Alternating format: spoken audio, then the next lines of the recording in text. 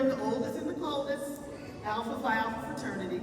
And of course, my name is Audrey Williamson, Executive Minister here at Mother Zion, and a member of the First and Finest, Alpha Kappa Alpha sorority. We want to thank all of you because we all wear perhaps different colors, but we all have the same purpose. And so we're so grateful that you came here and are holding this Mayoral Candidates Forum at the Mother AME Zion Church, the oldest African-American institution. This has been a pleasure to bring this type of engagement to Harlem, get us excited again about voting, get us out in the community, and also making our voices heard. So thank you so much for being here. Drew?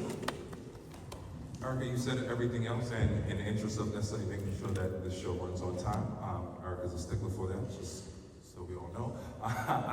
But thank you all for coming out.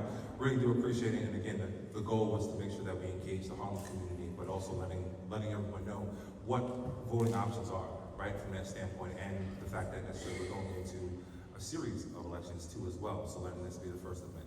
So thank you all for coming out. Of introducing our moderator, who is eager to join us in the next second. My name again is Avina Moore, and I am the Social Action and Advocate for Social Justice co-chair for Alpha Kappa Alpha Sorority Incorporated. And my co-chair, Effie McCartney Donaldson, you'll see her in just a minute as our timekeeper.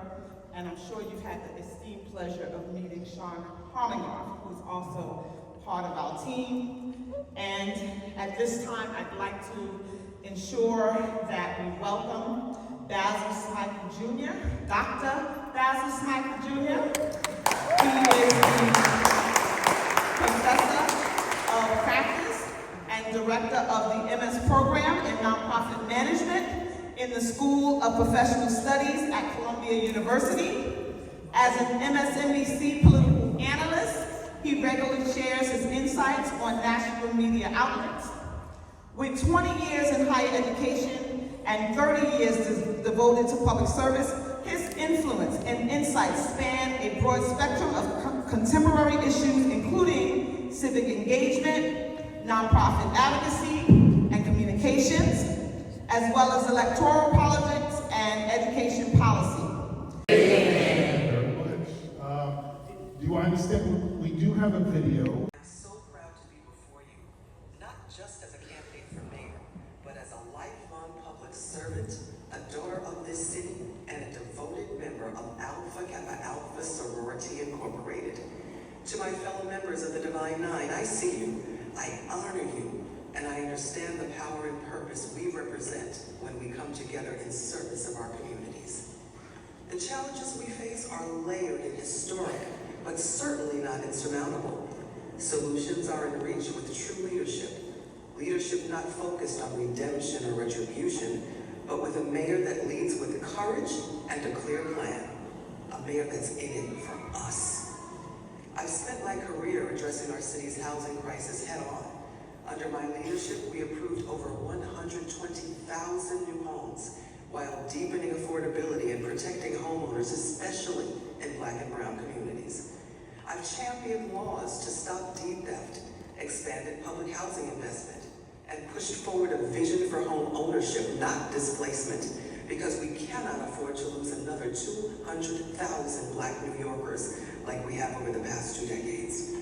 I led the City Council in passing major child care expansions and created CUNY Reconnect, bringing over 47,000 working adults, mostly women of color, back to finish their degrees, and I'm not done yet. As mayor, I'll expand this kind of economic opportunity across all 5 boroughs. As we face attacks on the values and principles that make this city strong, I've always ensured that equity isn't just a talking point, it's a commitment. In my first speech as speaker, I called out economic inequities in front of our city's business leaders. And since then, I've passed laws to tackle pay disparities, championed the Minority Business Accelerator to grow Black and Latino-owned businesses, and advance diversity reforms in institutions like the FDNY.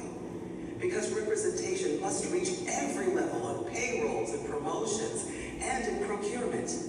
As we think about healthy and thriving communities across the 5 boroughs, public safety means more than just police. investing in jobs and youth programs, mental health services, and safe, thriving neighborhoods. I believe equity is a prerequisite to safety.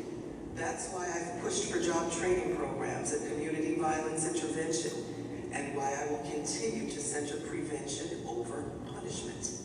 When our communities are supported, they're safer, period. To my fellow members of the Divine Nine, we are the keepers of the legacy, the builders of bridges, and the standard bearers of excellence. I ask for your partnership and your trust as we write the next chapter for our city. This is our moment to lead boldly, govern justly, and ensure that every New Yorker can thrive. Yes, I'm Adrian, and I'm running for mayor because I'm in it for us. Thank you. Our first in-person presidential, wow. Mayoral candidate, Mr. Michael Blake.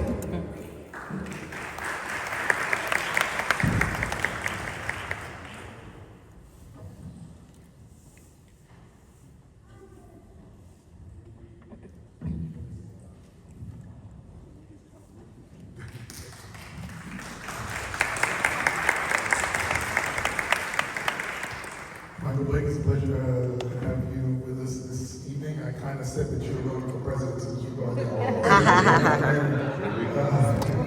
Here we go. But I will pose the first few questions, and then we will have our youth moderators pose the remainder.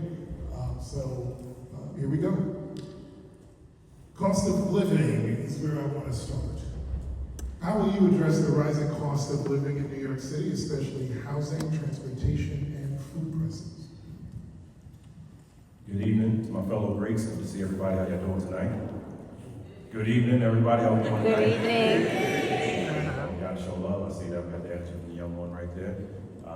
Definitely answer the question, but being back here, Mother AME Zion, I was here just 2 weeks ago with Brother Reverend Dr. Bird. It was a blessing, and also got to show my love because I brought my mama with me today, right there. So can't be Greek without mama getting here. So we can all agree that it is simply too expensive in New York City. And very specifically, though, we got to talk through how do we actually fix this and change this. And so when we talk through what to do, we come with very specific ideas. First and foremost, I have said you have to have local median income because area median income is not working for us here in New York City. AMI is leading to us having unaffordable housing because effectively you're in a zone where you are wondering what's happening when Westchester County is impacting what's happening here. Second, I have said from the very beginning, you have to end credit scores used for rent and homeownership applications. It is a discriminatory practice that is blocking out too many of our communities. Third, you have to increase and change the income thresholds for housing applications. Because right now you essentially have to be rich or poor enough to get access to a home in New York. And it's not right at all. You have to ensure that we're also helping people make and keep more money in our pocket. So fundamentally that happens by having employees that are going to be paying higher wages. And for anyone that is contracted with New York City, we would have an expectation of them that they would pay higher wages than what they're doing right now. Why would we help someone become a billionaire and millionaire if people are struggling to pay their bills? Housing and childcare are the two fundamental expenses in our city. And if we change those policies, we can actually make it easier for us to be able to afford what's happening here.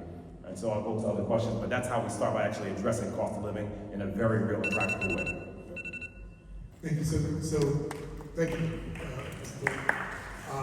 Just so you know, I neglected to mention for all those, we do have two timekeepers here. 2 minutes per question. So if you see some hands raised or the alarm go off, just know that we are trying to keep everybody on time here. So thank you. So let me go to the second question, which is related to gun violence. What specific policies will you implement to reduce gun violence, especially among youth? Well, this is very close and personal to home, and I was talking to some of the brothers about this just last week. The shooting of the young 16-year-old was about 6 minutes from my crib. My mom and I were actually outside when the cops started driving up the block because of the stray bullet that took her life. And so, first and foremost, we have to get more of the guns off the street so that these young kids are not doing it, and very specifically the ghost guns and the ones that are actually making it easier for more bullets to come out faster. That is something that has to be addressed immediately. Second, we actually have to put more money and funding into our violence interruption work, as opposed to $1.4 billion going to NYPD overtime. Because if we're serious about changing things, you can say, right, go back over there, I like that, right? It is about being very intentional about the challenges that are happening in our communities. Third, we actually have to invest in our people up front rather than on the back end. And too often, we're not actually making sure that our kids in our communities have more jobs, higher wages, open community centers, schools that are open past 3 o'clock, so they have things to do, as opposed to what's happening on the back end. When we look at these young kings and queens, that's what happens. Because too often, we are not actually helping them forefront. Fourth, we actually have to be much more intentional around what are we doing around our policies around violence prevention. And that is intertwined. That's everything from repeat offenders that are in specific communities at a higher threshold to really understanding what is leading to someone coming back out on the street easily. When you see what's been happening, and one thing you should ask Eric when he's here later, one of the things when you see Rikers Island that a federal takeover is happening is because we were not actually addressing gun violence and criminal injustice on the front end, which led to this crisis right here. So if you want to actually seriously address violence in our communities, let's make sure we help someone not pick up a gun in the first place. Let's make sure they have a book in the book bag in the first place. Make sure they're not being arrested for a dime bag in the first place. And then actually hold people accountable regardless of their age. If they take someone's life, we gotta hold them accountable no matter what their skin color may be. My final question, with respect to youth programs, how will you invest in youth programs to reduce long-term crime rates? I have the most detailed education and youth plan of anyone in this race. The My Brother's Keeper program, that started by us. We're still the only state in the country that has brought that anywhere. In my work before this, I worked for President Obama for 6.5 years. Then I was in the Assembly for 6 years. We brought the My Brother's Keeper Alliance. Many people in this room were with us when we launched it at Lehman College. Still the only state in the country to do that. How is that connected to the question? We have now $20 million going every single year around how are we helping our young kids to go to school and graduate from school, and have now expanded it to a My Sister's Keeper program so that our sorority sisters of all the sororities can then help the young women as well. Do those steps, then you change the game. Actually utilize these buildings that are not being helped for our communities in a very practical way. That means we have to fund our Greeks to be able to help run the programs for our people. If we do these steps, you're interacting with the young students every single day. Then, taking the next step further, how are we being very focused around universal child care, which is not just from 3 to 6 in the afternoon, but also on the weekends. Because if someone has the opportunity to understand that their child will be looked after, that helps with all things that are happening for the young people. But very practically, help these young cats get jobs consistently, not just during the summer youth program. If you do that, you transform everything else that's happening. And we have laid out this approach, but it's also taken a step further. I believe every student should have civics, financial literacy, and mental health before they graduate. If you take those kinds of steps, you create a global citizenry for these young people to be engaged in a thoughtful way where they're being empowered. And so again, we are very serious about this. As someone who comes from a Divine Nine like you and understand the dynamic, if we don't actually help the kids have something to do every single day, it leads to your first two questions. It leads to them going down a road that they're not supposed to be going down that road. But we can turn things around. Because I remind people, that young brother, young sister that's standing on the corner that might be doing something wrong is a mathematical genius that has to just be connected to a better opportunity. And if we do this better as a mayor, we can show what's possible, and that's why I'm running for mayor of New York City. You mentioned getting youth off the street. How do you plan to help students like us get the skills we need for careers in growing industries? Get the skills you need for In growing industries. growing industries. Good question. We have to, first and foremost, have more paid internships for the young people. Because we can't keep saying to young people, you know what, keep doing these opportunities, but figure it out on your own. We then have to make sure that we are paying for the expenses that help young people to take on those opportunities, which is transportation, additional food, and if there's additional expenses around housing, also cover that as well, because that is part of the experience. We can't keep saying to someone, I hope you're going to figure this out. We're going to give you that. Then we have to have the pipeline and the skills pipeline to the jobs that we want them to get connected to. When we're seeing the growth in jobs that are happening in New York City, a lot of it is happening around healthcare itself. That's one of the reasons why we supported the diversity in medicine program. But it's also about what we do with minority women businesses, that I want to say, if we give you contracts and funding, you're going to take the step to make sure that the young people actually can be hired and trained for these opportunities at the same time. When we think about growth opportunities, it's also in terms of what's happening around the environment. There's more water than land, we sometimes forget about that. And so there are tremendous job and training opportunities that we can be connecting you with immediately. But then it's also about being more intentional about our asset mapping. We have a $114 billion budget in New York City. It doesn't make sense that our young people are still wondering how they can get connected to an opportunity. A lot of it is that we are not doing a better job in terms of connecting you. And so laying out and understanding what are you interested in, seeing that we give you the skills and training, utilizing organizations such as National Gem Consortium, which is one of the coalitions that is here in Harlem, demonstrating that partnership, that's how we help you get out and connected to those growing opportunities. But we have to make sure that we're not saying to you, figure it out on your own. Paid internships, higher paid jobs, and addressing the expenses, that's how we actually help you get a better chance.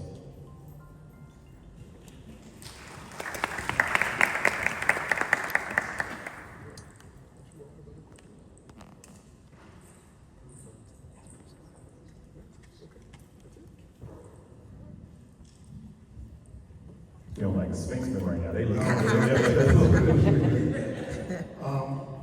That's all we have for you, sir. That was it. Just one question. That was it?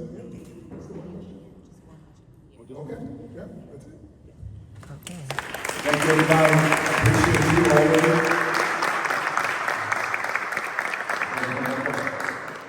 Website is blakefornyc.com. There are 11 of us on the ballot. We're listed 9th on the ballot by no particular order. We are asking for your support, that you rank us first. If not, want to be second. But again, blakefornyc.com. Much love, everybody. God bless. Thank you, everyone.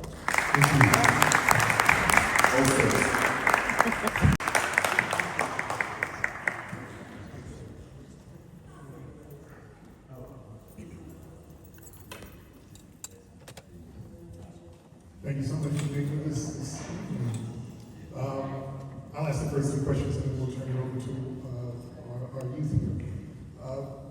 Everyone gets the same question, so our first one is with respect to cost of living. How will you address the rising cost of living in New York City, especially housing, transportation, and food? Who here thinks that it's too expensive to live in New York City? If you could raise your hand. I'll say many, most, close to all. This is the most expensive city in the United States of America. It's the third most expensive city in the world, tied with Zurich. And too often politicians speak about cost of living as if it's a crisis that we're just spectators to. We are participants in this. Local government has the tool to deliver a more affordable city. I've been running for 7 months with a very clear message to make this city affordable, especially for the working class people who built it. There are 3 key ways to do so. The first, in a city of 8.5 million people, 2.5 million live in rent-stabilized housing. I will freeze the rent for every single one of those tenants. The second, over 1 million New Yorkers ride the slowest buses in the nation every day. And 1 in 5 New Yorkers can't even afford that Metro card anymore. I will make every single one of those buses fast and free.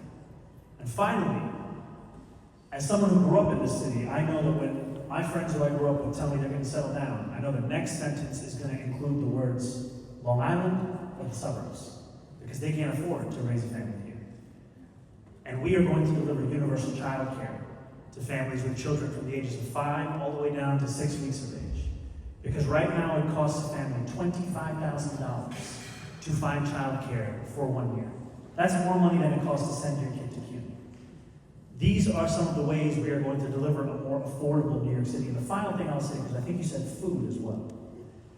We see here, no matter how much money you're making, when you go to the grocery store, you feel that sticker shock. Because things you used to be able to afford now seem out of reach. We are the only campaign in this race with a plan to guarantee cheaper groceries by building on the successes we've seen in places like Kansas, studies we've seen in Chicago, to deliver a network of municipal-owned grocery stores that will actually guarantee that New Yorkers can afford their eggs, their milk, their bread. And And we're going to do that while also meeting the crisis of food deserts, which are disproportionately impacting Black New Yorkers across the city. Thank you. My second question with respect to gun violence. What specific policies will you implement to reduce gun violence, especially among youth? It's time to treat gun violence as what it is, which is a public health crisis. We've seen gun violence interrupters be successful in a number of different places across the city, and yet we don't have a system in every single precinct across the city. This isn't just an issue that we face, that every New Yorker is looking at. It is especially an issue that Black New Yorkers are facing, with a Black male New Yorker 88 times more likely to be a victim of gun violence than a white male New Yorker. That's unacceptable. We need to invest in the cure violence approach. We need to actually deliver the interruption that we've seen be successful in silos, and I have proposed the creation of a Department of Community Safety that will work to prioritize 5 key areas, one of which is gun violence interruption, so that we can finally address this in a manner that keeps each and every New Yorker safe, and does it by pursuing evidence-based policies, not just the same discourse we surround ourselves with every day. And my final question, with respect to youth programs, how will you invest in youth programs to reduce long-term crime rates? You know, I have heard often that the most effective deterrent to crime is having a job. And we have seen summer youth employment be a critical part of giving our children not only something that they can do in that summer, but a pathway to a career. That is something that we have to expand. And furthermore, you know, I hear from a lot of young people that if they want to live in this city, they think their only option is to continue to live with their parents. They have no way of making it on their own. This used to be a city where people could take a swing at something that they believed in. Now many don't, because they know if they fail, it could be fatal. And when we talk about freezing the rent, when we talk about making buses fast and free, delivering universal child care, every policy we've released comes back from a relentless focus on an economic agenda. And that agenda also includes raising the minimum wage to $30 an hour. So that whether it's through SYP or it's through the other jobs that we can find in the city, we have to make sure that a minimum wage is a living wage. Because today when you look at the city, you look at the studies, it is $30 an hour. We're going to do $30 by 2030. Speaking about the youth and community, what are your ideas for making the community safer, especially for youth without access to programs and people struggling with mental health? You know, when you speak to many New Yorkers after affordability, it's your question, safety. And when I ask, where do people feel least safe, I often hear the subway system. That's why at the core of this proposal I put forward about the Department of Community Safety, one of the priorities is dealing with the mental health crisis, another is dealing with homelessness. Now, when it comes to homelessness, we know when the median rent in a city goes up by $100, the rate of homelessness goes up by 9%. Part of the reason we have to freeze the rent is to keep New Yorkers in their homes. Because I'm tired, as a state assembly member representing Western Queens, of having an 82-year-old senior come into my district office and say, my landlord has filed for eviction because my rent is now double the amount of money I get from my Social Security check. Yes, we were able to keep her in her home with every single proposal and program we could find. But how many more grandmothers are currently being pushed out of their home that we don't know? And so, when it comes to this Department of Community Safety and delivering on the mental health crisis, we are going to put forward a team of dedicated mental health outreach workers that will be deployed at the 100 subway stations with the highest levels of mental health crises and homelessness to actually respond to these issues at hand. Police have a critical role to play in public safety. What we are doing now, however, is asking them to respond to every single failure in the social safety net.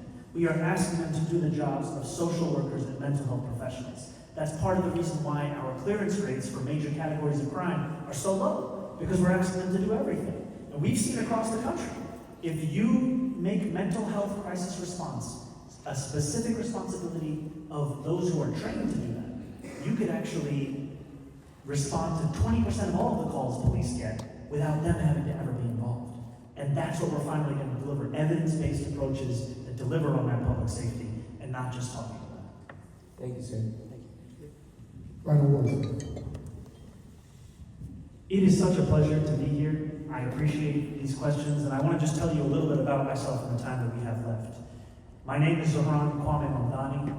I believe that to know someone, you must know where they come from. I was born in Kampala, Uganda, in East Africa.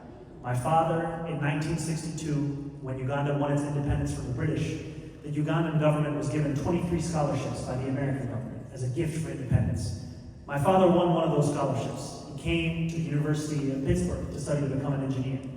And about 6 or 7 months into his time, he heard words reverberating in the corridor around him. Which side are you on? Which side are you on? And it was members of the Student Nonviolent Coordinating Committee, SNCC, who were looking to recruit students to get on the bus to march in Montgomery, Alabama. And he got on that bus. He marched, he was hosed down, he was thrown in jail. And he got his one phone call, and he called the Ugandan ambassador. He said, "Can you get me out of jail?" The ambassador said, "We sent you to this country to study. What are you doing in jail?" And my father said, "You sent me to this country as a gift for our freedom. They are fighting for theirs. It's the same struggle." And my father raised me with the notion of freedom and the fight for it as being interconnected. And as I sit here, I am reminded of that and the understanding that freedom is only as good as our ability to exercise it. And I think of the words of Dr. King, who said, "What good is having the right to sit at a lunch counter if you can't afford to buy a hamburger?" This campaign is about saying more than just this is the greatest city in the world. It's a campaign so that you can actually afford to live in this city. Thank you very much. Thank you. The organizers have said that they want to take a question from the audience. I would love to. Good evening, everyone. We have one question for you, Mr. Zoran. Yes, ma'am. Madani. Yes? This is from a community member. How would you improve the city's preparedness for future public health emergencies? This is a great question. What we are seeing in this moment is that we are even less prepared for the next pandemic, even after just still coming through this one. And part of the reason we are less prepared is the Trump administration is looking to cut so much of the funding that is critical for our city's Department of Health. Now, we cannot look to Washington to help prepare us when Washington doesn't even believe in so many of the diseases we know are real in our own country. So what we have to do is ensure that we raise enough revenue to fund these kinds of services, to fund the preparation. That's why I have put forward a proposal that would match the top corporate tax rate of New York to that of New Jersey. 11.5% would tax corporations that make millions of dollars a year in profits at the same rate they pay in our neighboring state. That would raise $5 billion. I have said we should tax the New Yorkers, the top 1% who make $1 million or more every year, by a flat increase of 2%. That's a rounding error for them, about $20,000 a year. That raises $4 billion. What those things do together is allow us the opportunity to actually respond to these kinds of crises. It allows us the opportunity to provide for working people. Because I know New Yorkers are tired of a politics that tells them you should celebrate the crumbs that can't even feed your family. We need to finally feed those families, keep those families here, and let those families grow old in this city. So this city becomes more than just a museum. It is a living, breathing testament to the greatness that we have created in the past and can continue to create in the future. Thank you very much. Thank you. Thank you so much. It's such an honor. Thank you for your time. Thank you for your consideration. I hope everyone goes. Thank you very much. And for all those who are just coming in, please take a seat. Welcome, welcome. It's a wonderful evening to hear from our candidates. I'd like to now bring out Jessica Ruffles. Good afternoon, good evening. Good evening and welcome, and thank you for being here. You have 3 questions for me and one from our youth moderators. 2 minutes. These are our timekeepers who will keep us all on track. Our first question is related to cost of living in New York City. How will you address the rising cost of living in New York City, especially housing, transportation, and food prices? Well, I really appreciate this question. Unlike most of the candidates, I don't have rich parents, and I wasn't born with a famous last name. So I grew up in working class Jackson Heights and working class Queens, and really decided to become a public servant, spent a near decade working in the labor movement because my vocation has been to fight poverty. I grew up at a time when Jackson Heights Actually had been dubbed the cocaine capital of the world by the Daily News, the end of the 80s, beginning of the 90s. And I really just have always wanted our folks to have opportunity, to be able to honor the self-determination that we all seek. And so I'm very proud to say that not only do I have a vision that is progressive and inclusive for our city, but my record shows that as well. I'm the last senator to have raised the minimum wage and tied it to inflation.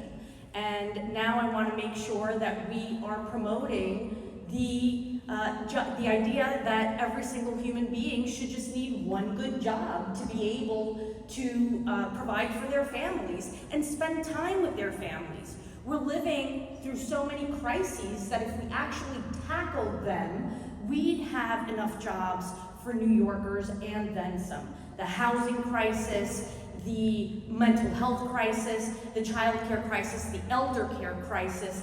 We have so much work to do that if we are able to really support our minority and women-owned businesses, I mean, nobody opens more small businesses in New York than women of color, and I'm very proud to say I was part of the team that delivered on the Mayor's Office of MWBEs when I was a member of the last mayoral administration to make sure that we were really thinking about how to concretely give our entrepreneurs seed money and actually be able to live out their dreams. That's really what the soul of the city is about and why I'm so happy to be here in Harlem today.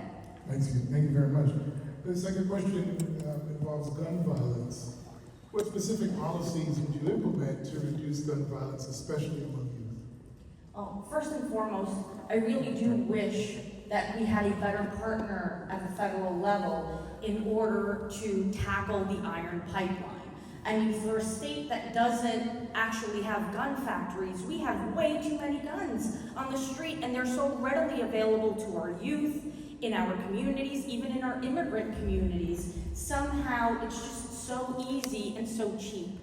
And so I really wish that we could work more closely with the congressional delegation in order to send those messages to the federal government. But here, we really need to fund and invest in our communities so that we can build community-based programming and support the ones that already exist in order to continue interrupting those cycles of violence that we've seen so often.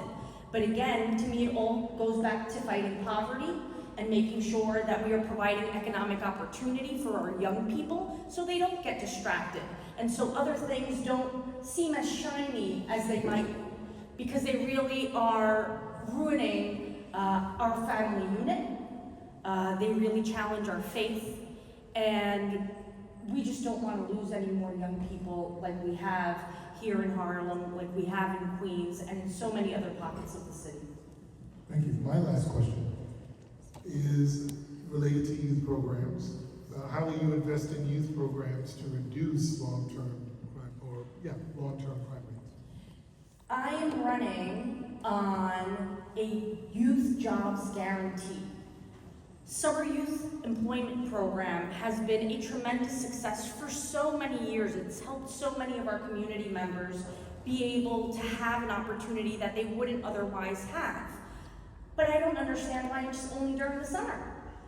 We should be able to give our young people opportunities to find themselves throughout the entire year. Keep them busy. Help them figure out early on in life whether they're a desk person or a field person. Hopefully lead to greater job satisfaction and a better match with what may be their true vocation. We want to also make sure that in doing that, we are weaving in the mental health services that are needed, because right now we are starting through universal pre-K, really teach the socio-emotional learning and plant those seeds, but we haven't gone far enough. And when we're talking to our middle school children, I'm a middle school mom, I have two boys who are 11 and 13, and who are starting to take the train by themselves. And I really think about who else is inspiring and influencing them, making sure that we're talking to them about how their body and their minds are going to be changing over the next few years is critical. So I want to make sure that we are focused on both mental health services and economic opportunity so that we can keep our young people focused on their goals. Thank you. Our youth question for you is, what are your plans to create and maintain parks, green roofs, and other public places for young people in dense urban neighborhoods? Well, I happen to come from the city council district that has the least amount of park space per capita, Jackson Heights, Queens. And it's an unfortunate reality because park spaces are so critical to our well-being in terms of exercise, but also, not to harp, but we are in the middle of a crisis, our mental health. It's about creating those calm corners. But it can be very difficult when those parks are not clean, when the bathroom is closed or dirty or not working. And this is why I am pledging to make sure that we're allocating 1% of the city's budget to taking care of our parks and expanding them or building new ones where there are opportunities to do so. I also admire the way Chicago has been making investments to rooftop parks that are open to the public, in public spaces, in schools, in churches. There are so many opportunities if we're willing to put those shovels in the ground and actually do the work in order to allow more New Yorkers to enjoy their neighborhood and to afford their neighborhood and stay in their neighborhood. Because I think a lot of this that we haven't talked about yet is also about fighting gentrification. Thank you. That's all of our questions, but we'll give you the final word. Oh, well, thank you so much. My name is Jessica Ramos. I'm the state senator representing Jackson Heights, Corona, East Elmhurst. Elmhurst in Queens, where I am born and raised and raising. I started my career in public service 20 years ago as a city council staffer during the Bloomberg administration, left to work in the labor movement, the city's social service workers union, 32BJ, and I did some work for the hotel trades and the building trades council. And I was also appointed to the de Blasio administration to round out the team that delivered on universal pre-K, the mayor's office of MWBEs, many other initiatives, and now I've been in the state senate for the past 7 years, delivering as chair of the labor committee. I really believe in us, in making sure that we are investing in people, in the New Yorkers who are clamoring for a bigger opportunity. And I'm very thankful to each and every one of you who are here because you love this city, because you love your neighbors.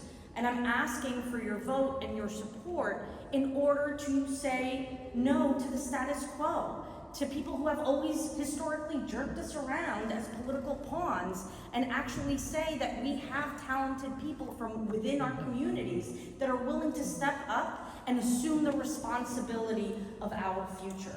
So thank you, Harlem, for hearing me, for asking questions, and I hope to be able to count on your support. Senator, we Yes. actually, organizers have told me that we do have one question from the audience. If you don't- Thank you, Ms. Ramos. We have a community question.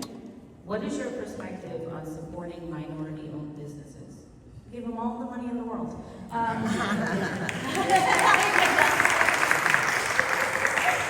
It's so hard because access to capital is the biggest impediment for people of color to be able to open small businesses. And commercial rents are so damn high. I'm sorry, Lord, that I said that word, but it's true.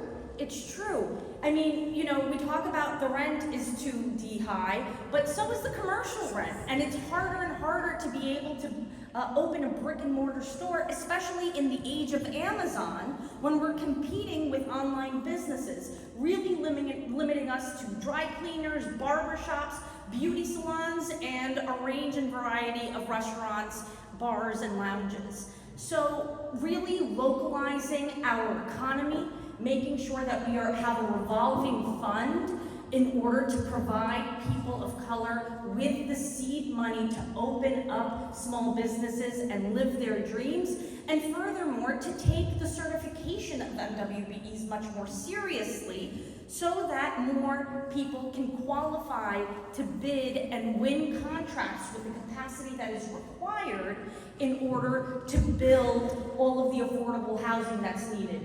in order to retrofit all of these buildings, reopen the mental health institutions that Andrew Cuomo has closed over the past 10 years, making sure that we are creating a pipeline for health professions, and we're going to need more social workers, more cognitive and behavioral therapists in the languages that New Yorkers speak, so that we can help those struggling with mental health off the subway and off our streets into compassionate care before they hurt someone, and we end up relying on the criminal legal system as the de facto mental health institution that it is not designed to be. We can believe and invest in us. Thank you. Thank you so much. Okay, thank you all. Sorry, just one more question.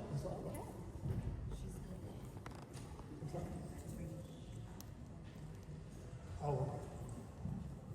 Is he?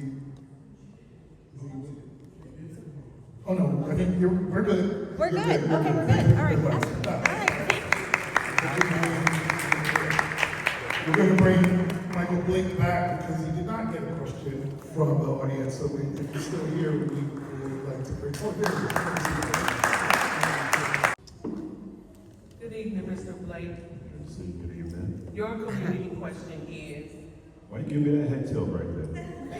It was a little head tilt right there. how do you plan to build a relationship with NYPD and the community due to lack of history of trust in the city? And how will you plan to address the MTA and homelessness in the city? Okay, maybe we're two, but I'm ready. I'm ready right there. I'm in Jamaican. I'll be ready for more than one question. So let's work backwards. There's 1,000 National Guard members that have been sent out into subways. We should have at least 1,000 mental health professionals that are actually going out into our subways and buses. Because if you do that, then we can seriously address what's happening in our communities. We have to have overdose prevention centers. We need opioid settlement funds. We need to address involuntary commitment. We need to make sure that our nonprofits are being reimbursed and granted up front, because you're the ones that are actually helping address the mental health crisis. And we have to simultaneously address the stigma that exists too often when it comes to mental health, because if someone needs help, it is our job to go and help them. Doing that will then improve public safety at the same time. Khalid Browder was one of my constituents, as was his mom, and they did not address his mental health crisis in Rikers. He came back out and tried to turn life around. They did not help him in that regard. As it relates to NYPD and public safety and criminal justice, there is broken trust that exists, but we have to reset this in a very real and practical manner right now.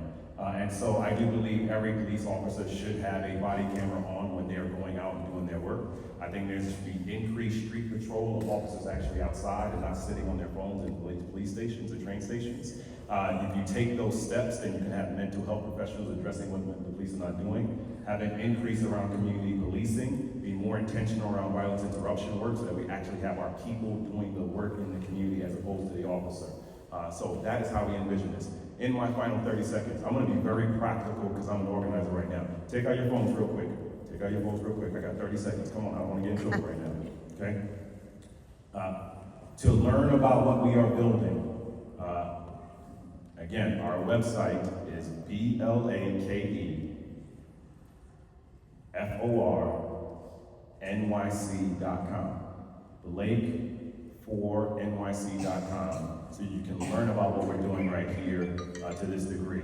That's how you can learn about our collective vision. And I thank you for the time that you're giving me, everybody. God bless. Thank you.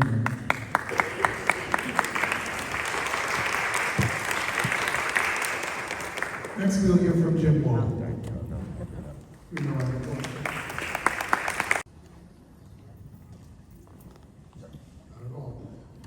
First question, which we've asked to everyone, is related to cost of living. How will you address the rising cost of living in New York City, especially housing, transportation, and food? How long, please? You have 2 minutes. So let me just say, affordability is super important to me for those people that know nothing about me, because for the first 25 years of my life, I couldn't afford anything. I grew up in a broken town. I stood in benefit lines with my father, which was hugely embarrassing. He was drunk half the time. We had to care for a mentally ill sister. We couldn't afford the bills. We were constantly under siege. I ultimately left the house the day after I graduated high school, and slept on a floor for a year while I tried to figure out what to do with my life, and I failed out of community college. Somehow I made myself come up to New York, and my first apartment was literally made of lumber, plastic, and sheets that in a very crowded apartment that was for 2 people, and we had 8 people in it. So I understand affordability issues, and the reason that I decided to run is because you've had politicians talking to you about this for years. They're the same people that are up on this stage, they're the same people you're gonna see next, and they talk about it and they don't deliver it, but I'm gonna deliver it. And so I finally got myself together and studied, and I studied this thing called economics, and it's about supply and demand, right? You guys know this, and politicians just can't seem to get this right. We need more housing, and we need the prices to come down. To make prices come down, we need a lot more housing, more than these politicians have told you that we need. We need 50,000 rent-stabilized apartments. Number one is, I have a way to do it. I wrote a 100-page housing plan to get it done, and we are going to get it done because the political establishment likes to keep the crisis around instead of just solving the crisis. So when we have truly affordable housing, which is my new housing program, truly affordable doesn't mean just an AMI, an average median income, as the barometer based on all of Manhattan. It means in your borough. There's a way to have a housing program. Do I have to stop? Yeah. All right, so really quick, 10 seconds.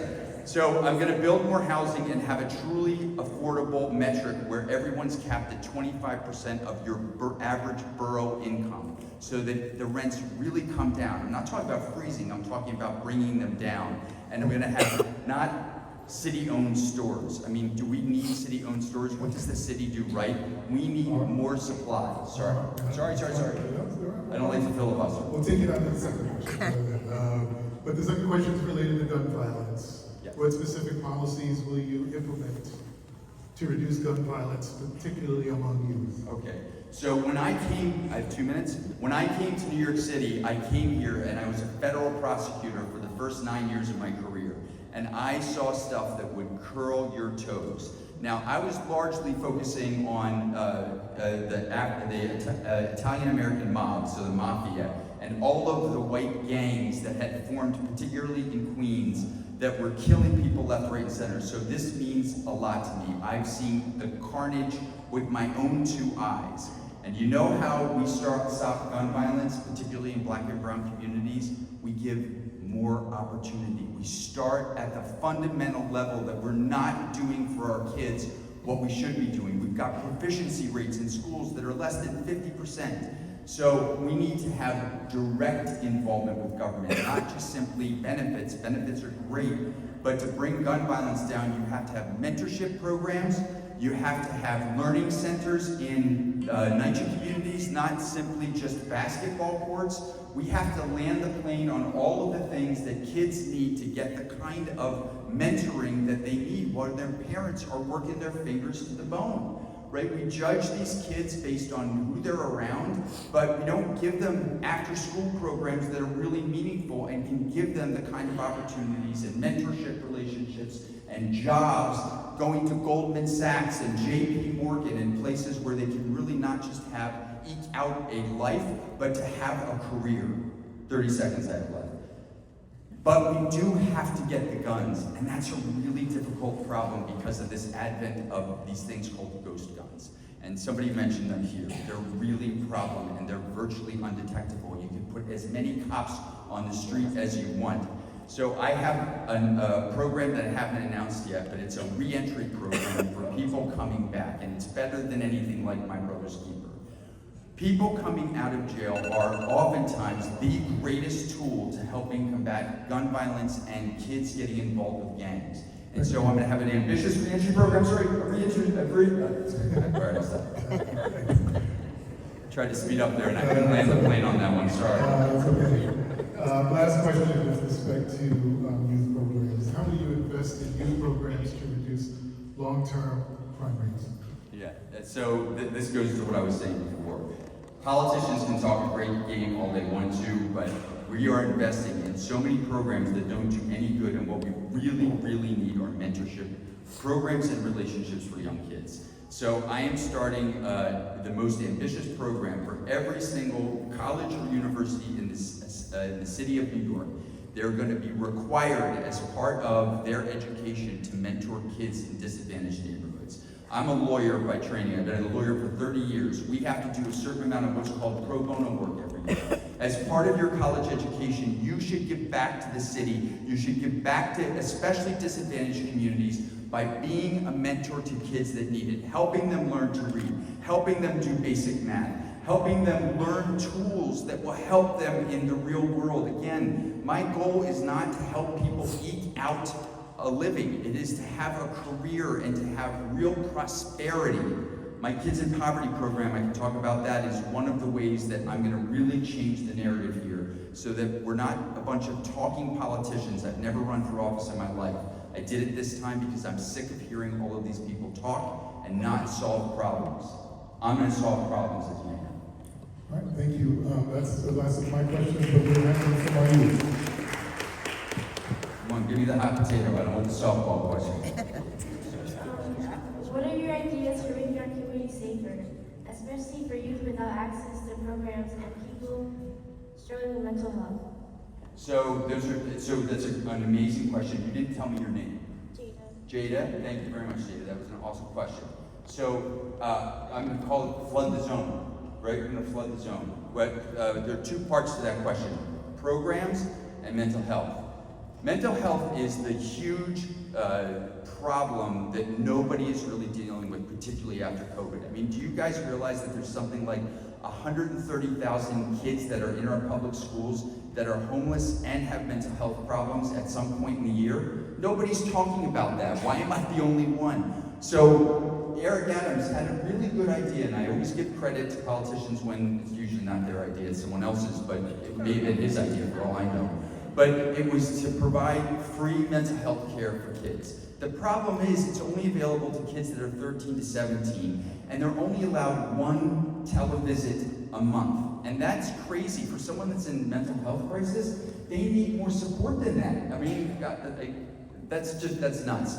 So we have to expand that kind of a program, but we can also do it in conjunction with greater investments in our community centers. And I don't just mean community centers in NYCHA communities. I mean community centers in all disadvantaged communities where kids have a place to go, where they can partner with a mentor, get mental health referrals, be able to seek therapists. There are a lot of therapists in New York City that should be doing pro bono therapy, as well as paying, charging rich people a lot of money for their services. So we really have to become a culture of giving, and as mayor, I'm really going to promote that because as a lawyer, I've spent thousands and thousands of hours on pro bono cases that I didn't have to do because of how I grew up. I wanted to give back, and I want to make sure that everyone that we need gives to our kids because they're the future.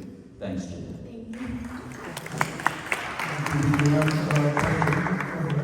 Good evening, Mr. Wilson. Oh, hi, Jim, please. You advocate for public-private partnerships to accelerate affordable housing development.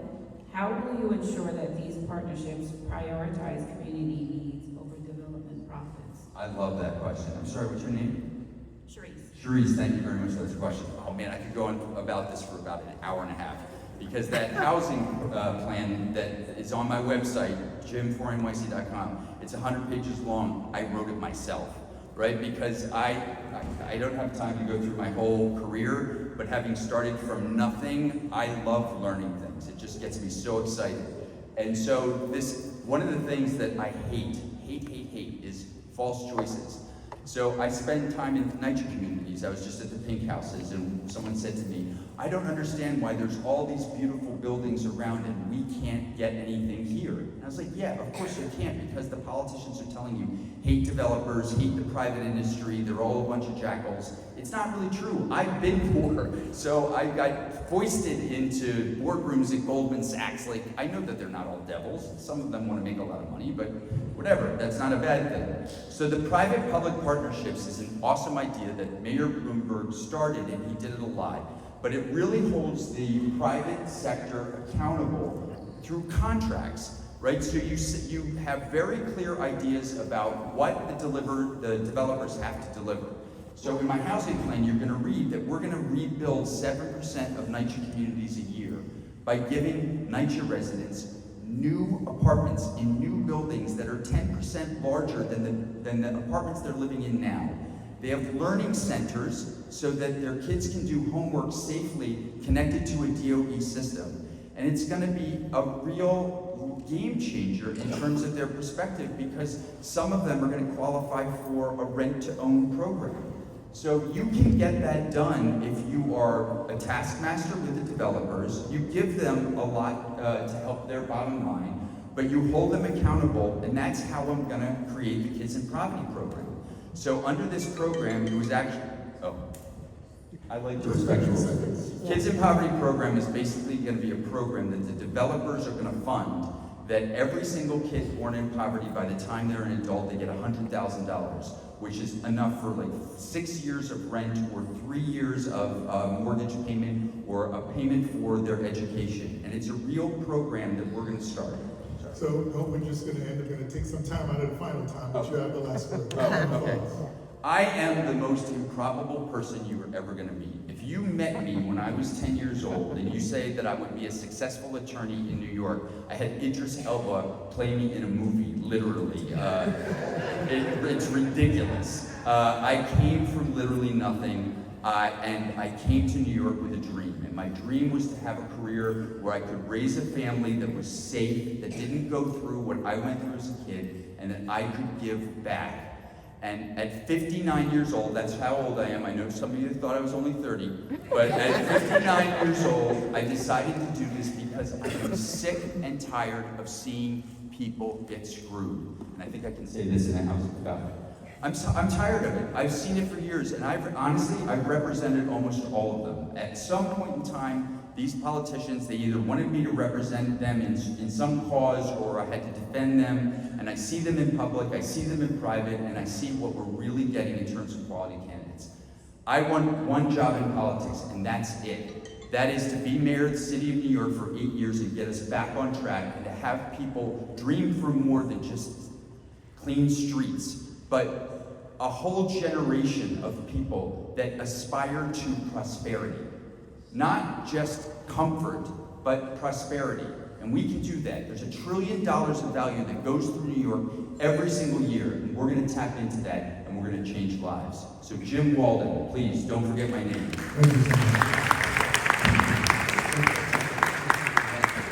Again, for all the folks that are just coming in, welcome, please take a seat, and thank you for joining us today. I think we all saw that Mayor Eric Adams is with us, so why don't we bring him out? Mayor Adams?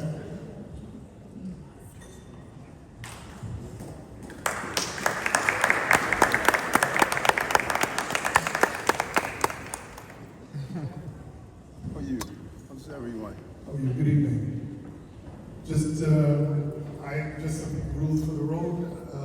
You have 2 minutes to answer each question. I will ask 3 as the moderator, and then we'll have a youth question.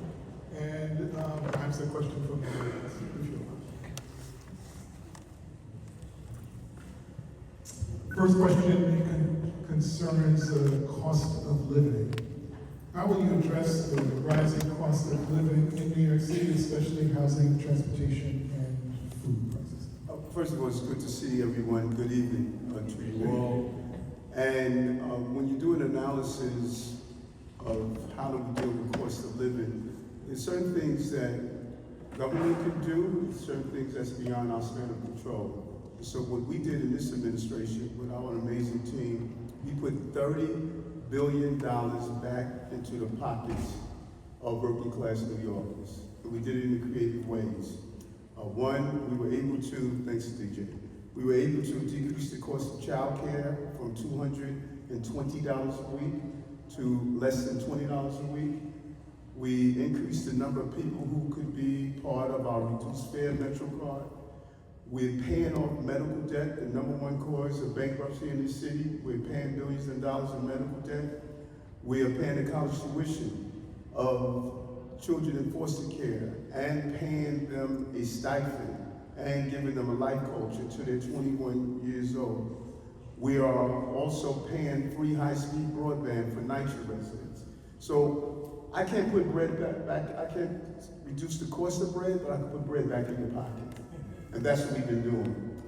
Just really been creative to ensure that we can use government resources to put money back in the pockets of working class people. Thank you. Our second question is concerning gun violence. What specific policies will you implement to reduce gun violence, especially among our youth? Well, yesterday I was up, 2 days ago I was up in the Bronx. 14-year-old child shot a 16-year-old girl. My battle is not only with what's happening on the street, my battle is with the lawmakers who are passing laws that they're not realistic in how they impact the people every day, particularly around recidivism. We removed 21,500 guns off the streets of the city of New York, 1,400 ghost guns. Our babies are sitting inside their rooms using 3D printers making guns. And what we have done with some of our legislation during the 70s and during the 60s and 70s, we allowed drug dealers to give drugs to our children to carry them because the laws were too lax. We did it, we're doing it now. And you'll see a countless number of young people who are now victims of crimes and participating in crimes. Babies are killing babies. And the best way to reduce it is going upstream with our mindset. 30 to 40% of the people who are in Rikers Island are dyslexic, like I am. So we're doing dyslexia screening in our schools. We have a real community affairs, Commissioner Stewart, are teaching our young people golf. They're teaching them real estate license, teaching them how to fly. We are going proactively to keep a gun out of the hands of our children, and we have been successful in doing so. My final question before I ask our youth to ask the question is respecting youth programs. How will you invest in youth programs to reduce long-term crime rates? What we did, everyone was advocating for years to increase the number of summer youth employment. I can still remember that $50 check I got that allowed me to go to Delancey Street and buy my school clothing. So what did we do? We increased for the first time in its history 100,000 summer youth jobs. But we also went after justice-involved young people, NYCHA, foster care, other young people who are on the peripherals of getting involved in some type of illegal behavior. And we're doing paid internship programs. We partnered with CRED with justice involved, teaching our young people plumber, carpentry, electrician, HVAC. We find the best way to do it is to go out and ensure that our young people are involved in real employment. We got Fortune 500 companies that pay their full year-round tuition, not only summer youth employment.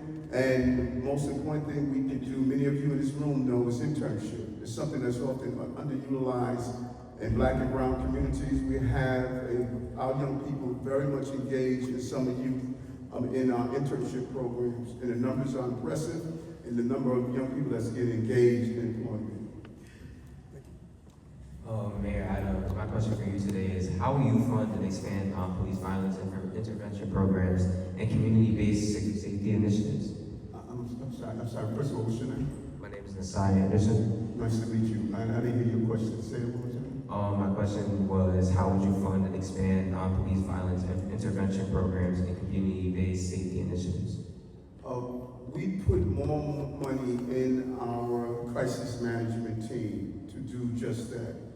And one way you have to do it is have a police department that builds a real symbiotic relationship with young people. I was arrested at 15 and beat by police officers. That's why I joined the police department in the first place, is because we saw that their relationship was caustic and it was not appropriate. And so under this administration, as I indicated, my deputy Commissioner Mark Stewart, who was a former detective in the police department, He's creating real initiative from teaching young people, again, how to fly a plane, how to play golf, how to get your real estate license, all of those appropriate things. That is how you build that relationship. And then the number one thing we can do is what Reverend Herbert Daughtry told me to do, join the police department. The Divine Nine should be recruiting young people to go into the police department. Our Masonic temples, we don't want police to come into our community and act like occupying armies, then we need to become the army. This is a good paying 20-year retirement.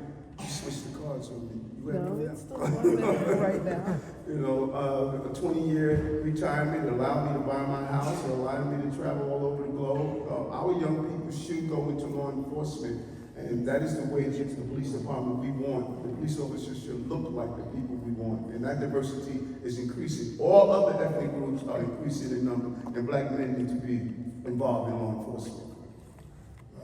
Sir, we have one more question from Bill. Good evening, Mayor Adams. How are you? I'm great. How are you? Good. Here's a question from a community. What is the status of 2201 Adam Clayton Powell Jr. Boulevard as a low-income permanent housing for residents? As of today, we have seen beds once again brought into the building as if it will be a homeless shelter. First of all, you're going to give me some more information. You're throwing all those numbers at me. Is this the location that was going to be a homeless shelter? That's the address, 2201 Adam Clayton Powell Jr. Boulevard. Is this the location? Is that the? Yes. Like we said, we committed to make it a permanent housing, and we're going to do just that. We have a real housing crisis in the city, 1.4% vacancy rate. And everywhere we want to build housing, people stand up and protest against building the housing. That's what the city of Yes was about. We had 59 community boards. Out of the 59 community boards, 10 built more housing than the other 49 combined. Places like Harlem, Bedford-Stuyvesant, Crown Heights, they have been carrying the weight of affordable housing. In year one and year two, we built more affordable housing in the history of individual years in the city. More people out of homelessness into permanent housing in the history of year one and year two in the city. More people use theft vouchers under this administration in the history of the program. We promised that there was going to be an affordable housing site, and if I make a promise, I'm going to keep that promise. And final thoughts, Mr.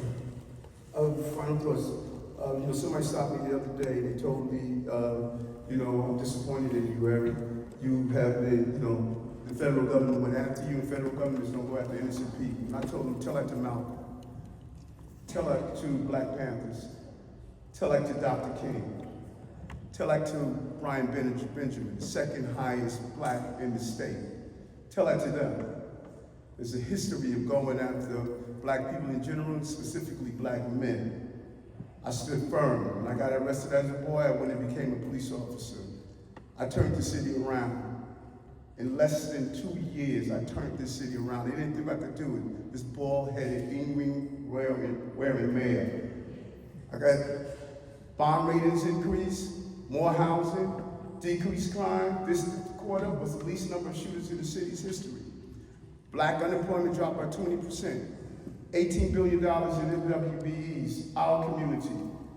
People were mad as hell that I became mayor, and they spent every day. One woman told me that, hey, you haven't fixed potholes, you haven't fixed crime, you haven't fixed this and that. That was January 2nd, 2022. I just was mayor for 3 days. Come on, folks, I did it. Who are we kidding? And everyone that's running, the only reason they're running is because they thought I was going to be off the playing field. But God had a mission for me that started when I got beat by police, and I'm living out that mission. I got work to finish and work to continue. And Divine Nine, all of you know me. You know what I have stood for, and you know what I stand for. And we can continue to do the work. But no matter what happened, 110 mayors, my picture's going up in City Hall. I'm 110. I'm looking to be 111. Thank you.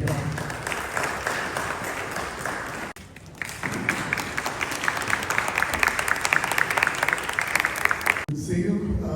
Just some rules. I will ask asking the questions, you have 2 minutes to answer each. We have our timekeepers here keeping everybody on track. You'll get a question from the youth and potentially one from the audience, and we'll give you an opportunity to give some final thoughts within the time. Okay, so my first question is regarding cost of living. How will you address the rising cost of living in New York City, especially transportation, housing, and food?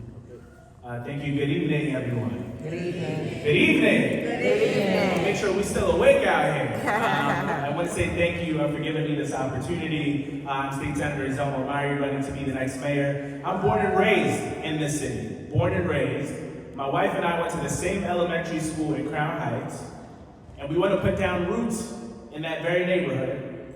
But the average cost of a home is $1 million. Feels out of reach.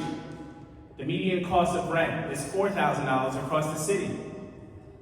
I grew up in a rent-stabilized apartment. That's how my story was possible. And so, as the next mayor, I of course want to ensure that we are protecting our rent-stabilized portfolio. We gotta have a strong right to counsel program, fully resourced. You can have a lawyer when you're facing eviction, but we gotta build more housing, and we gotta build it everywhere.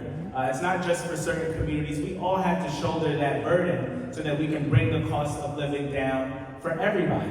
I think it's really important to strike at the heart of our affordability crisis. So not only do I want to build more housing to bring down the cost of living, I want free, high-quality after-school for everybody. My mom, like most New Yorkers, didn't get off at 2:30 p.m. She had me in something called the Crown Heights Youth Collective.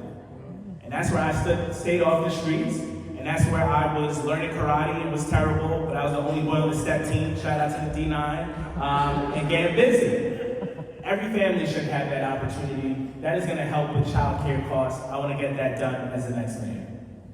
Thank you. So the second question is regarding gun violence. What specific policies will you implement to reduce gun violence, particularly among youth? This has been one of my #1 priorities as a state senator. I served in the state legislature for over 7 years, and my focus really from the time I have entered that chamber has been to reduce gun violence. Not because it is a topic that gets a lot of attention, it is because this is what I have lived.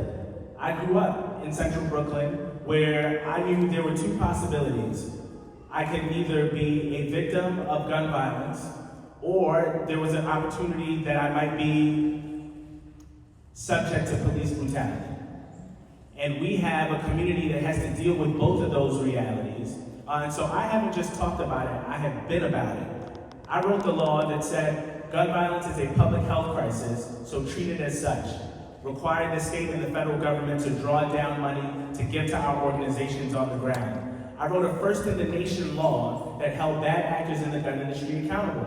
We don't manufacture guns in this city, but they make their way to our communities. Somebody has to be held accountable. They said I couldn't do it. I got it done. We were the first state in the nation to do it. Now 8 other states across the country have the same law on the books. I passed something that would allow for our community organizations to get the resources that they need, and I just established, just last week in the state budget, the Office of Gun Violence Prevention on the state level so that we can have it in our statutes to have the resources. Here's what I want to do as the next mayor. Clear 100. The clearance rates, the rate at which we solve our shootings, it's lower than the national average. In fact, 60% of shootings in this city go unsolved. And in communities that look like ours, that number is much higher. I want to solve every single shooting. And people look at me and say, every single shooting? See how? Yes, every single shooting. Why should we accept gun violence in our communities? I want a detective unit that is solely focused on solving it. They have done it in other jurisdictions, and we've seen shootings go down. I want to do that as the next mayor, but also give our young people the things that they want. Summer youth employment, I want 50,000 more slots so that it's universal and available to everybody. Thank you. So for my last question, with respect to youth programs, how will you invest in youth programs to reduce long-term crime? So I just said on the end of the last question, right now we have about 100,000 summer youth employment slots. I want to increase that by 50,000 so that we have no young people on our waiting list. But we also have to consider that, we have young people that want to be entrepreneurs. They want to get into industries that are not available to them that don't partner with our summer youth employment program. So I want to do something that increases that pipeline in industries that we know need the help right now. like the green economy, like the care economy, and also when we're pairing people with our summer youth employment, I want more people from the private sector to get in on that. My mom had a jewelry shop on Flatbush Avenue that she had to close down because she didn't have access to capital and those resources. We got a lot of young people that want to start a business. Let's invest in them. Let's have a business accelerator program for our young people, get them involved in the industries that have grown really fast, like our tech industry, and let's actually be about it and give them the resources. Senator, my question for you is, what programs are in place to prepare our youth for future-focused jobs? Okay, I swear I did not have these questions beforehand. I feel like I'm answering the last with what's coming next. So I think we have a real opportunity with our tech industry. That if it is the fastest growing industry in this city, that our young people have to be a part of that, and particularly our young Black and brown people have to be a part of that growth as well. We can't just have it be that if you have a connection, that you can make it into the tech industry. We got to go into our schools early on. There's some pilot programs currently in existence in the city that works with a small cohort of high school students and gives them internships and allow for them to do that. I want to drastically expand that. If you want to do business here in the city, you got to be homegrown. Let's get some of our young people taking advantage of those opportunities that are before them. So I want more summer youth. I want close working with our tech industries. But I also think After School for All is going to provide these opportunities as well. I mentioned the things that I was doing in after school, but there are also some opportunities for people to get on different career tracks in after school programming. We know that between the hours of 3 and 6 p.m., that this is when our young people are getting involved in things we don't want them to get involved in. Let's give them something good. Not just telling them what not to do, giving them opportunities to do something. And we can get that if we have after school available to everybody. Thank you. We have one from the audience. Good evening, Mr. Myrie. Good evening. Our community question is, how do you plan to balance economic development with protecting the character and affordability of our diverse neighborhoods, especially for long-time residents and small businesses? Thank you for the question. Part of what I want to do as the next mayor, I released a Black agenda. I did this a couple of weeks ago. And part of that Black agenda included some of the work we want to do with our small businesses. I want as I mentioned, a Black business accelerator fund that would provide resources at no interest, but also technical assistance and training. Part of the reason that my mom had to close down her shop was that she didn't know how to navigate the bureaucracy. She didn't know how to navigate all of the systems in place to help her do well. I want to provide that sort of resource, bring City Hall to the people, and allow for that economic development to happen. The sad truth is that we have chosen as a government and as leadership who is worthy of investment and who is not worthy of investment. And what happens then is that we have pockets of divestment, places that have never had an influx of resources. And we see often in those places that people are undergoing higher rates of crime, higher rates of poverty, and we throw our hands up and say, well, how are we supposed to deal with this? Well, we gotta put up the resources to help people. That is how I think we're gonna balance it out. When we talk about development in this city, it can't just be that some pockets of the city are susceptible to overdevelopment while others have no development at all. I have stood up for this in my own Senate district, where I grew up on one side of the park where there have been thousands of units of development, and on the other side of the park there have been no units of development. And when I have supported the units of development on that other side of the park, people come to me and say, Z, well, you can't step foot here if you support this. And I say, first of all, I'm from New York City, I'm gonna step wherever I want. But second, we all have to share this burden. We all have to be in it. And when we do that, it makes life easier and equitable for everybody. So, we have time for some final thoughts. I just want to say again, thank you for giving me this opportunity. Thank you to all of you for taking some time on this Thursday evening to talk about the future of this city. I would not be who I am today if I did not have people that fought for me. And people have said, look, see, you're doing a lot of good work. You've done some good stuff in the state Senate. You got an extensive legislative record. You look like a nice young man. You got a beautiful wife. Why on earth would you want to run for mayor of the city of New York? Because we have to fight in this moment. If we do not fight for our young people, if we do not fight for our families, if we do not fight for our communities, the city is going to be something we do not recognize. So I'm standing up. and I'm gonna fight in this moment.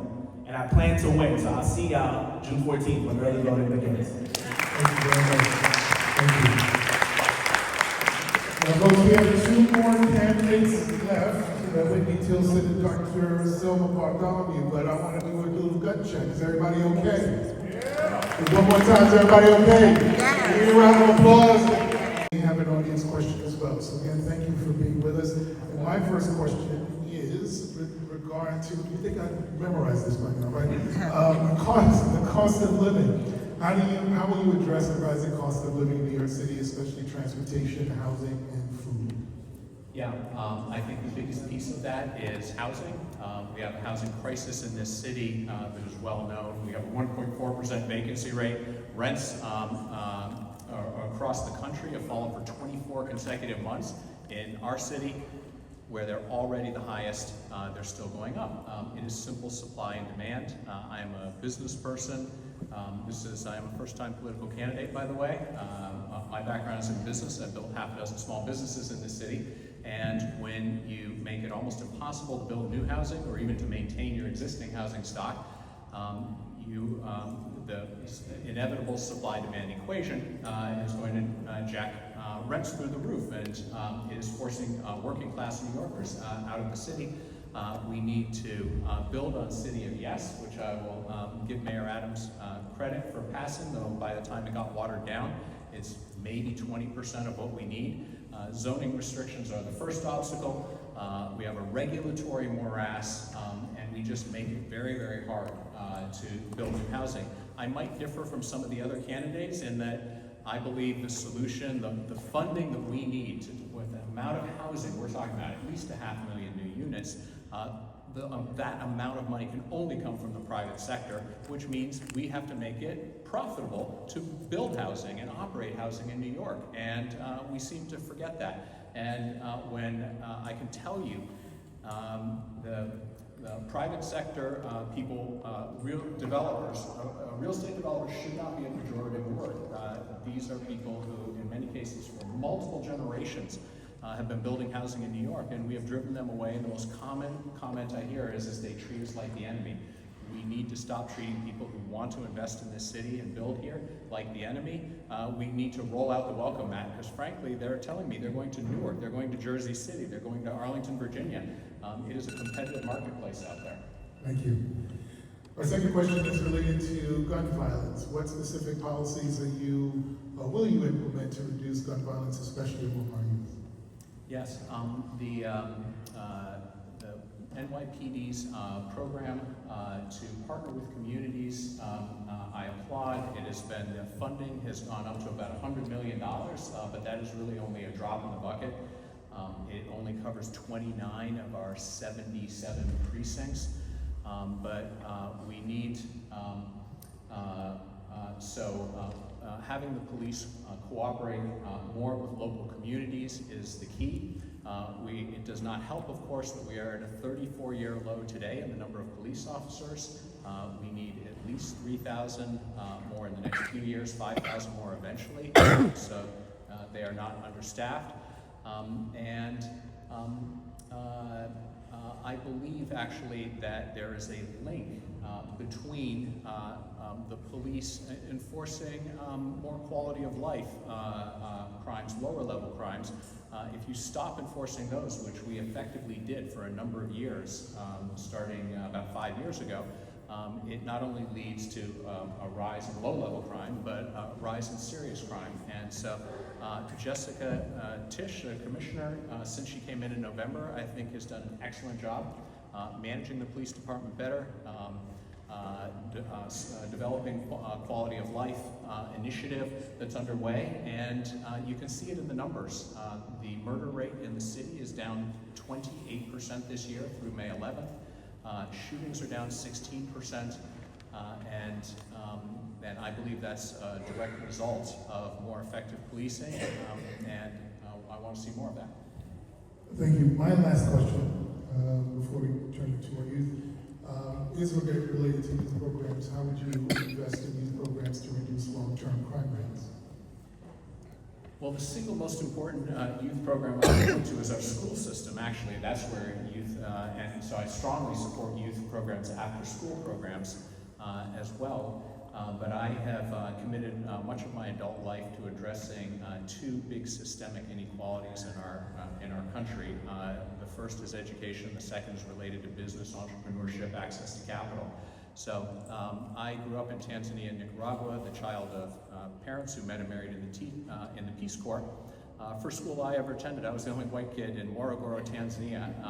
But maybe that, inspired by that experience and my parents. My first job out of college was here in New York City, helping start Teach for America. I've been on the board of KIPP charter schools for more than 20 years. And through that, I have seen how the public education system is systemically underserves low-income and minority children in many different ways, and I've been committed to fighting that. My first job out of Harvard Business School 35 years ago was something called, founded and ran something called the Initiative for a Competitive Intercity. We worked with minority-owned and small businesses around New York and around the country. Actually, as I biked up here, I think I'm the only candidate who rode his bike here tonight. It's parked right outside. I biked past Sylvia's restaurant, and it brought back memories of my old friend Van Woods, son of Sylvia Woods of Sylvia's restaurant, and he was one of the businesses that we worked with. We actually sent him up to Harvard Business School on a full scholarship to get an executive MBA. But consistently, minority-owned businesses, like minority students and children, were getting the short end of the stick from the system, and I helped found an investment fund that is going to this day that has raised and invested $1.7 billion in minority-owned businesses across the country. My question for you today is, what programs are in place to prepare our youth for future-focused jobs? When you say future-focused jobs, you mean just generally jobs of the future? Yeah.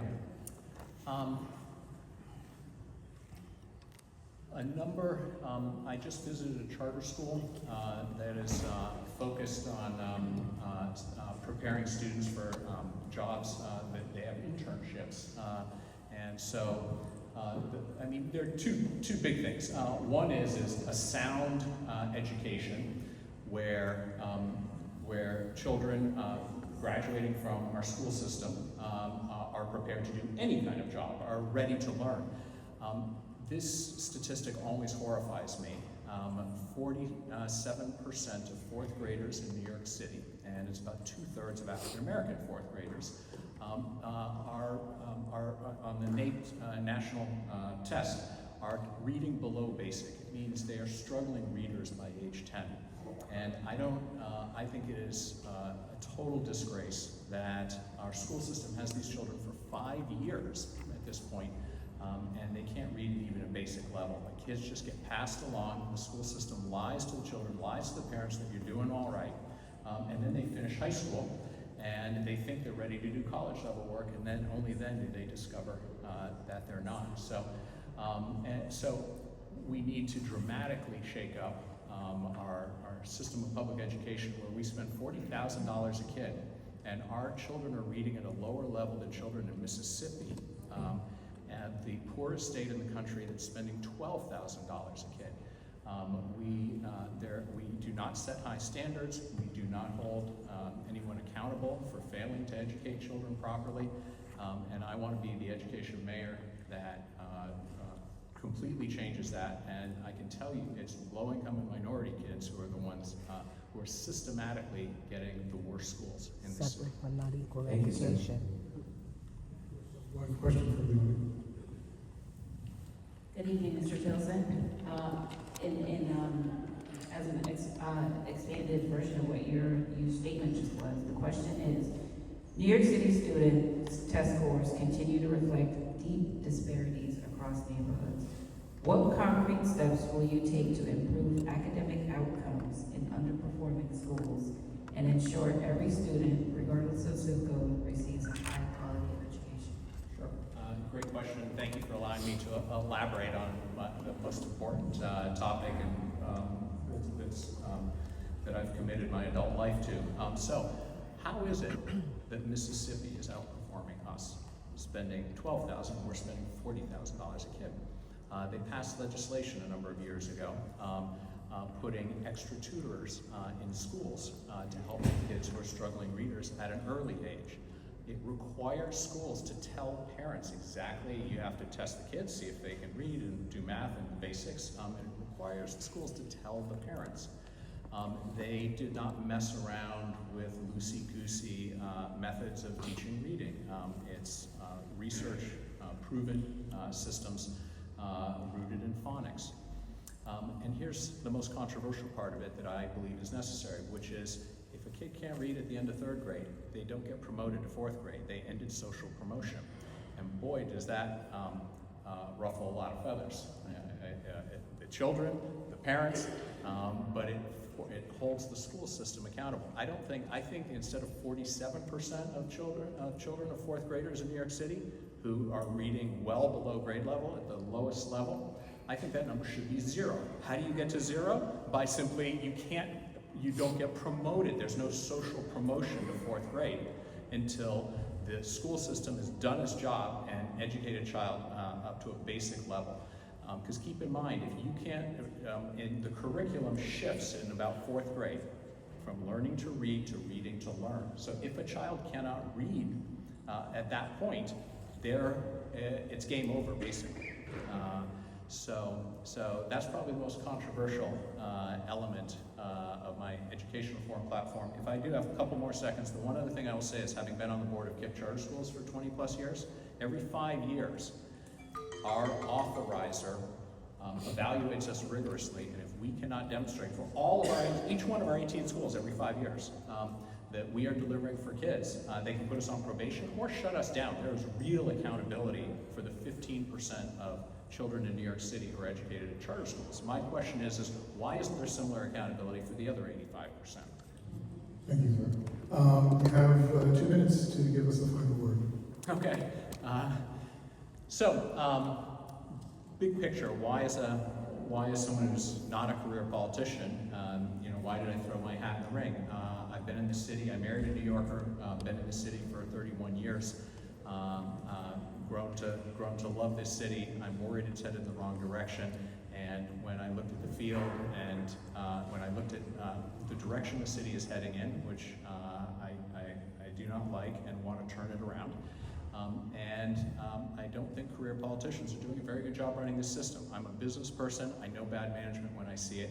I think I can manage this city an awful lot better. Keep in mind, the problems we have are not due to a shortage of money. In every area, we spend more than anybody else. We're the wealthiest city in the world by far. We have the highest tax rates, so we have an enormous $115 billion city budget. The problem is we don't really have a democracy here. I think there's a systemic problem where it's an off-year, low turnout, closed primary. So 5% of New Yorkers, basically, it requires the vote, about 400,000 votes, to become mayor in this city by winning the Democratic primary. So you have politicians who, I've been on stage with many of them, I think they are well-intentioned, but when your livelihood is a function of being elected by a small number of special interest groups, that's who you're going to serve. And so I think we need a mayor who will not be beholden to anyone, and I think I can be that person. So just a little bit in just closing remarks, just personally, you've heard some of this about growing up in Tanzania and Nicaragua, and fighting to address many of the systemic inequalities in our system. I'll also just mention I've raised my 3 daughters here in the city. They are now in their 20s, have come back and are building their lives here. And so my story here has been a happy one in New York City. I'm running for mayor because I'm worried that that is not the case for far too many New Yorkers. I want to make this city safer, more affordable, more prosperous for every New Yorker. So thank you very much. Thank you so much.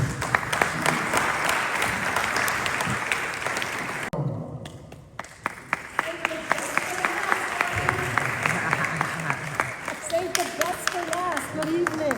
Good evening. I know you've been listening in, but just to go over the ground rules finally, I will ask 3 questions. You have 2 minutes to answer each of them. We'll have 1 question from our youth, potentially 1 So the first question, gosh, I still haven't memorized this.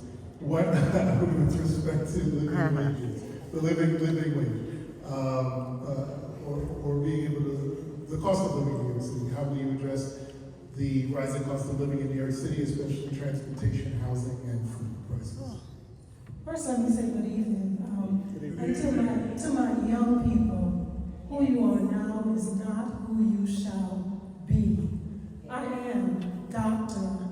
Selma Bartholomew. I grew up on Sugar Hill.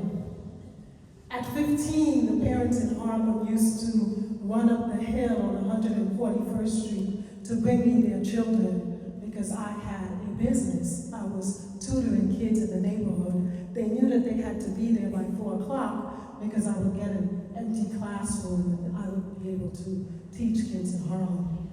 I am an entrepreneur. And I'm in the education space. I actually started my business in 2008 in the middle of the recession. I'm going to ask anybody if they have a penny sooner or later to pass it up to me. When I started my business, I discovered the ugly truth about New York City, which is that if you are black, if you're a woman, if you're Hispanic, that you will never make any money. And so therefore, I flew to North Dakota. What I want to do for New York City, I don't want to talk about jobs and you being a worker, I want to make you a business. And so I want to drop some ecosystems across the city, and I want to take you, the young person, and I want to put you in that room with a venture capitalist, with other businesses like myself, and I want to coach you. And guess what? When the venture capitalist gives you $1 million, I want to match it. I just made you a millionaire. How do I know this works? Because it turns out in New York State, for the past several years, this model has been done outside of our communities. We're not poor, we've had poor leadership. And so in New York State, businesses have been getting matching venture capital funds.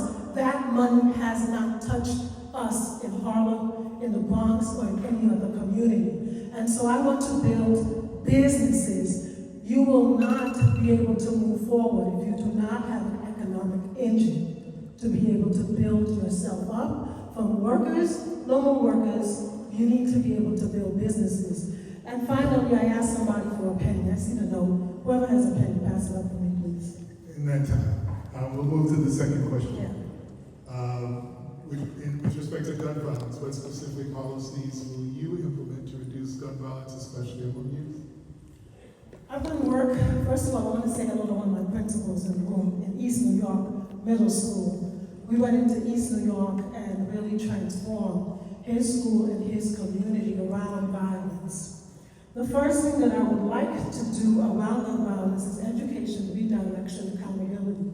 I want to be able to say to you that in our communities, we have a lot of empty spaces, event spaces, that sit empty during the week. I want to take those spaces and I want to turn them into much more art spaces where our young people can go and they can do art and they can do their graphic arts and they can really find joy again in our community. I know that you want to be able to find those places in terms of the community centers, right? We have no more spaces in our community where our kids get a chance to actually connect with other members of the community. So that's one of the first things. The other thing also is you don't have work. You don't have jobs. Your children are struggling also from the weed. We cannot address the gun violence in our community if we do not address the fact that the weed is being pushed in our community, and it is what is fueling the missing girls. It is what is fueling the increase in STDs. It is what is fueling the drug driving. It is what is fueling this violence in our community. And so we have to do the redirection in a different way. So I want to give you art. I want to revamp high schools. Your high schools are broken. They don't need to come to school at 8 o'clock. I made a commitment to teach 1.5 million children how to swim. How to swim. They don't need to be in there at 8 o'clock. They can swim at 10 p.m. So really rethinking the models that you have. No more programs and no more projects.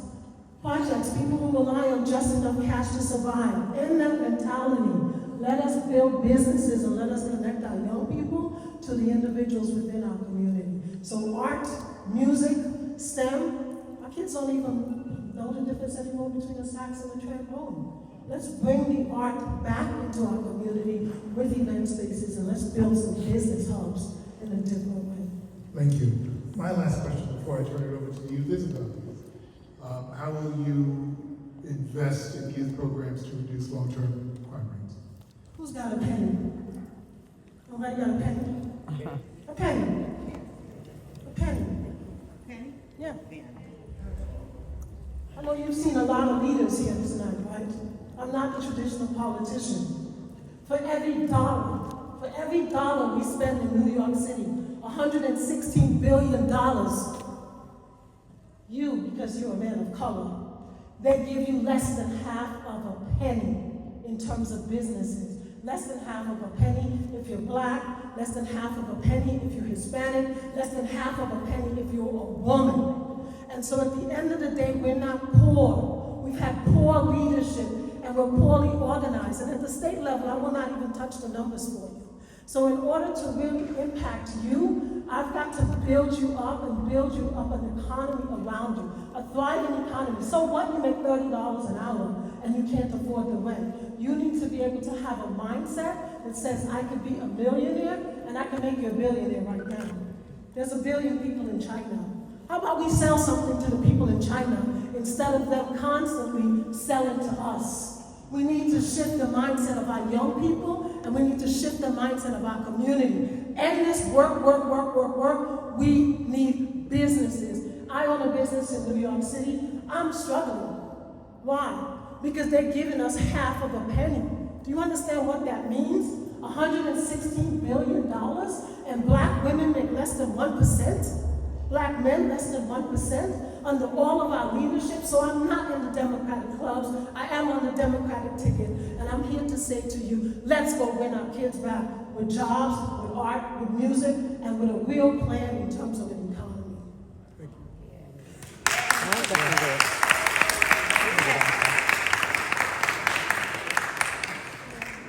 What programs are in place to prepare you for future-focused jobs? Say that again. What programs are in place to prepare you for future-focused jobs? Well, first of all, the future-focused jobs are about STEM. Science, technology, engineering, and mathematics.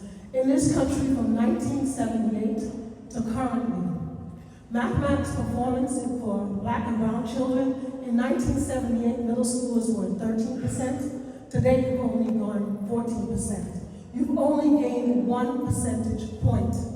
So I've done some of the most transformational work in mathematics in this country and in this city. And so what I do that is really groundbreaking is I talk about mathematics as a language.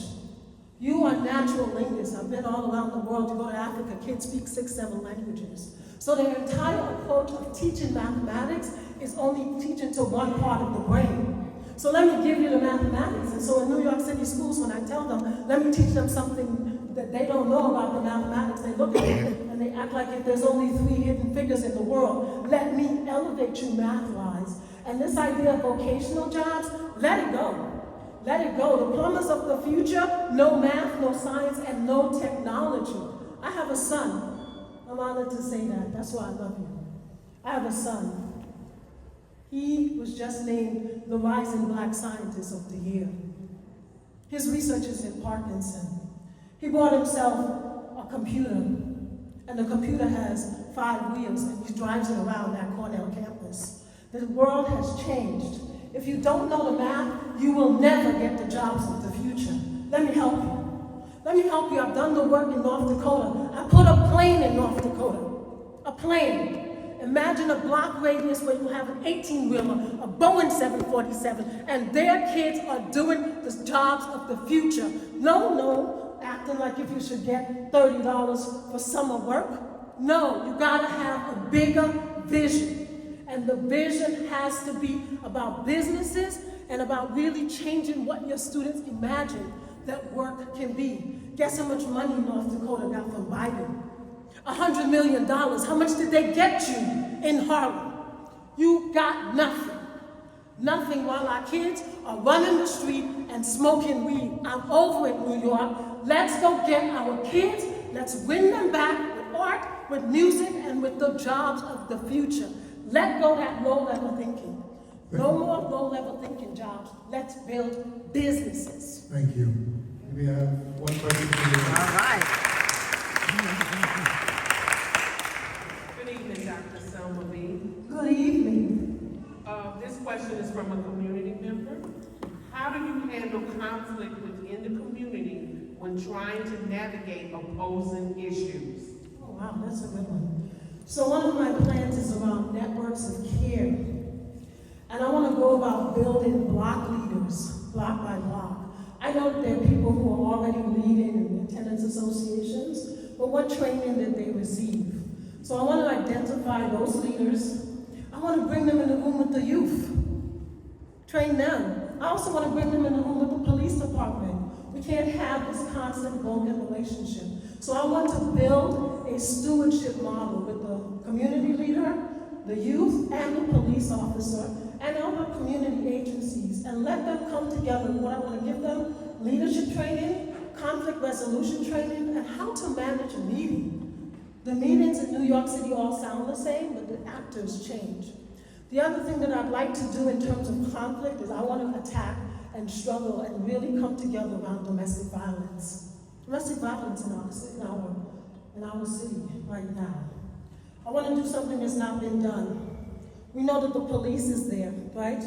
I want to identify a domestic violence. It could be a police officer, but more importantly, a trauma-informed person who will always respond to a DV case. I want them in a different color. And the reason why I want them to wear a different color is because when the police officers bring out somebody who has perpetuated violence, we have been, right, there's no trust. So we think, oh my God, are you hurting that person, right? So if we see somebody wearing something different, then we will know, wow, that's a DV case. And so that kind of quells the anger. The reason why you need that person as well is because it's the family who is also the victim. So how is that person there for the family? If you're a domestic violence victim, it turns out that that's your mom. She can't go into that apartment. But if we had a liaison with the police officers to address these issues, then we begin to really build trust and build networks of care. So I'm looking at it in a different way. I'm looking at relationships, and I'm looking at what's not working, and really building solutions around community and what I call networks of care, networks of care. Thank you very much. We'll give you the final word. I didn't step into this role, right? I did not. My brother said mention my website, drselmab.com. I'm the only candidate with the least amount of money. I got here on the strength of God. How do you get a miracle from Him? How do ordinary people do extraordinary things? How do I know that I will be the first woman mayor in New York City? I'm a woman of faith. Use your faith on Him. I use my faith on Him. You like my sneakers, Harlem? You like my gold shoes? 4 years ago, because as I said, I'm a black-owned business. We are struggling out here. We are struggling. COVID hit me. Cancer hit me. I couldn't walk. I could not walk. I found myself on the floor. I said, dear God, they are trying to kill me for helping your children. For trying to educate your children in New York City, they are trying to kill me. Look at me now. Look at me now. I'm about to become the first woman mayor in New York City. Come on. I didn't step into this role lightly. I stepped into it for my young people. We should be outraged that when 5-year-olds go to school, that they are stinking of weed. We should be outraged. We should be outraged. When have we ever allowed the victimization of our children for the money? For the money. Render unto Caesar what is Caesar's. You have decided to render your children unto Caesar.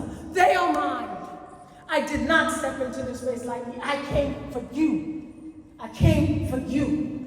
And I'm fed up with people killing my kids, killing our children, and telling us that we should be okay with it. Go and walk Harlem. You see our men smoking weed, sharing weed. So I did not step into this race lightly. The mayor's race is mine because I bring a bigger purpose. and I bring a bigger why. Let us go and take care of our children. You will not cross over any place to milk and honey when your children are dying, and we turn a blind eye and think that it's okay. So I am Dr. Selma. Why follow me? Selma. Thank you. Ladies and gentlemen, that's a great way to end the evening, isn't it? Yes. All right. On behalf of the D-9 and for 100 Black Men, I know you will, but I will just take this moment to say thank you very much for allowing me to moderate this evening.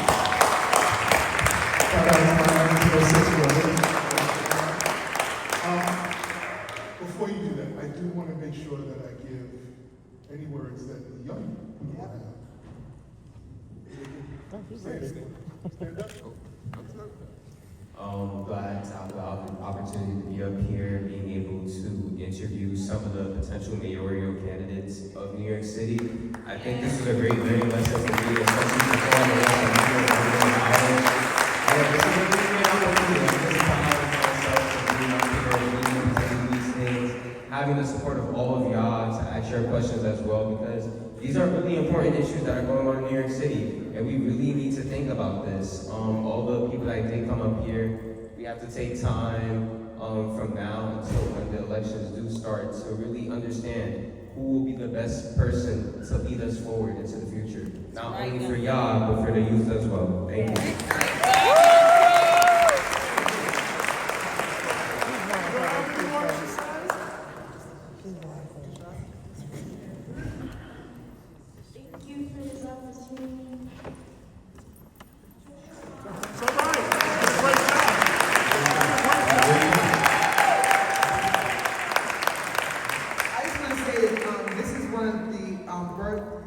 For all of our D-9 steering committee, we really wanted the youth voice to be involved. And these two young people, they actually submitted their questions to us. And we said, these are awesome questions, and they're going to be here this evening. So thank you so much. Oh, and their parents are here as well, so thank you, parents. So, on that note, a lot of things have been said, but for the most part, I want to thank you all for coming out and supporting us too as well.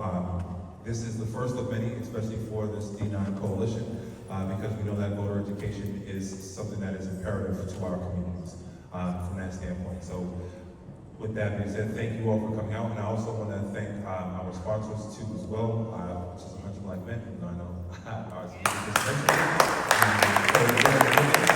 and all of the groups and organizations that have joined on with us. Everyone that was a part of the steering committee and the volunteers, if you guys can please come up to the front. Please, please.